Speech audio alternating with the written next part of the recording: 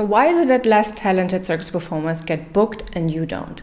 It's because they know something that you don't, and it is how to sell. Good news, by the end of this video, you'll have the exact steps to turn your already existing circus act into a highly sellable, dream client attracting magnet. And I'm not just saying this. Take it from my Selling Circus student, Rebecca.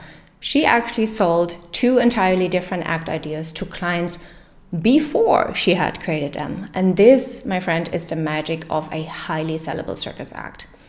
If this feels right for you, click the button below to apply for Selling Circus and take the first step toward getting consistent quality circus work you absolutely freaking love. Let's dive in. Let's go, let's go, let's go, let's go! The secret to making a circus act highly sellable is to provide a specific, already existing solution to an already existing problem in the market. This is the core principle of sales in any business, not just the circus industry. Every successful product or service solves an existing problem. In the circus world, your act is your product. If your act doesn't address a specific need or desire, it's going to struggle to find an audience. Your clients are willing to pay for solutions that improve their lives and their shows and that time them in a meaningful way or fulfill a particular need that they have when it comes to casting a very specific show. And it's not enough that you are able to create a solution. That's a very, very big difference here. Clients see the most value in proof, evidence, and tangible results that it works. In one word, trust. This is the reason why when circus folks say, "Why did you not ask me if I could do that?" It's because we don't go to a high-end Italian restaurant and ask if they could cook our own recipe for dinner. No. We look at the menu. We look around at the others and what they are eating. We even ask, what is this dude over there having? I want that because it looks amazing and he looks like he's having a great time and I don't even know what he eats, but I want it. And the next mistake so many talented circus performers make is, when creating an act, is they create it based on what they think clients want rather than what they know for a fact that they truly will pay for. And this often leads to another failed act, thinking something is wrong with you because after all that hard work, money, the act doesn't get booked. You need to know what they want. All right, so first step to selling your act is to identify what problem your act is solving. Now, don't fall into the trap of looking outside of yourself for a problem to solve. That, I can promise you that, will only lead to resentment in your career. And soon you feel like you're bending over backwards to solve a problem you don't even care about. And that might be the reason why you are actually where you are right now. So stay with me. The problem you want to solve has to be meaningful to you on a deeper level. And here are 2 ways to get a good idea of what that is. Look at the circus industry and find what you're missing. What is that one thing that you really want to see, but it's not there yet? Identify what really pisses you off about the industry. That has worked for me. What frustrates you so much that you want to change it. Combine these things to create something unique that fills a gap and solves a problem you're passionate about. Now, you might be asking, but what if I can't find a unique problem to solve? Don't worry, you gotta trust me on this. I've worked with more than 300 people. Every artist has a unique perspective. You're a unique person. By combining what you want to see and what frustrates you, you will find a unique angle. Period. Sometimes this takes time or someone to tell you. In my case, I had people tell me for years, I look like Marlene Dietrich, that lady over there. Until I suddenly realized that this is my most profitable niche, my most sellable idea. Let me go from solving a broad problem in a really vague way, vintage foot juggler for 20s themed shows, to being the world's best known spitting image of Marlene Dietrich. And I created my signature act, Tribute to Marlene, solving the problem of not having high-end, super authentic, non-circus-like, burlesque superstar vibes entertainment. My mediocre foot juggling skills became my mega upgrade to being that character. Many before me have interpreted Marlene Dietrich, but their acts with a lot of acts across other industries. But I was the only one that looked exactly like her. It was even weird to me. Hence the fact you find prints on Amazon, and when you Google Marlene, you find me because people just don't know that it's me and not her. You have one of those elements.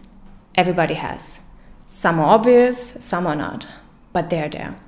So once you identify the problem that you can solve in a unique way, step 2 is to check if there's a demand for it.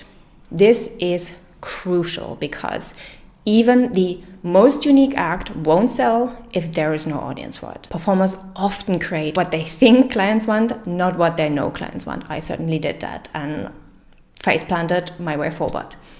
This can lead to being really frustrated and your act just doesn't get booked. So research is key here. Look at shows and entertainment agencies, website festivals, springboard events that cater to your target market. If you find that there's a demand for your overall type of act idea, great. If not, it's back to the drawing board. You have to trust the data. But what if there's no demand for my unique act? Remember, demand can be created, but it's easier to work with existing demand. Sometimes a small tweak can make your act more marketable, more sellable. It's little tweaks and nuances. So next, you want to identify 5 players in that field. You might seem like, why should I do this? Why should I look at my competition? But you want to understand why they are successful. By ignoring your competition, that will not help you because you will not understand what makes them successful. Analyze these acts to identify 3 common success denominators. This will ensure there's already demand for your type of act. Very important. Remember, if someone else is doing it, that's a good thing. It means there is a market for it. In my case, I knew there is a demand for Gatsby-style acts just by looking at themes of shows I wanted to work at. I called up agencies. I was like, hey, what's your most sold themes of acts? And they were like, it's usually Gatsby and 3 other themes. I don't remember. And I was like, cool, great, thank you. I then asked people why they don't want to book my vintage foot juggling because I thought I have the solution. What's wrong? And I was lucky. One person was honest with me and she was like, no one wants to see foot jugglers. And I was like, boom, that's the missing item I needed. That's all you had to say. I virtually removed the circus thing from all my marketing. So I needed to get people to buy my original idea, not that I'm a foot juggler. I know it sounds weird, but my top tier clients said, this is Marlene and she also juggles. This is how they market me. Fine by me. I'm not precious about how people call me as long as I do what I want on stage. I didn't change a thing about my act, but it was the nuance and how I needed to present it that made all the difference. And I recommend the same for you. But what if I'm just copying other people by looking at them? The goal is not to copy your competition, but to understand the core elements that make them successful. Is it emphasis on costumes, makeup, tricks? You just want to know, and then you can ensure you meet those standards while adding your own unique twist. This is the most important step. Making an act different so that you can stand out and make your competition irrelevant. Creating an act that's too similar to others in an attempt to play it safe, and no one will pay the big bucks for you playing it safe, period. So go back to the problem you want to solve and look at what makes you uniquely equipped to solve it. I didn't know for a long time what makes me uniquely equipped because I was like, it's too easy. Sometimes it's really easy. So you want to highlight your strengths, things that are easy for you, and position yourself in a way that only you can. But what if being different means no one understands my act? Well, differentiation is about striking a balance. Make sure your act is unique, but again, still resonates with the audience by solving a real existing problem. So the formula is existing problem, unique way of solving it. That is a sellable act. If this feels right for you, I'm going to invite you to apply for Selling Circus and really take this first step to creating your own highly sellable circus act and get booked for quality circus work you want to squeeze so much because you will love it so much. Thank you so much for watching. Check out this video and I will see you in the next one. Bye.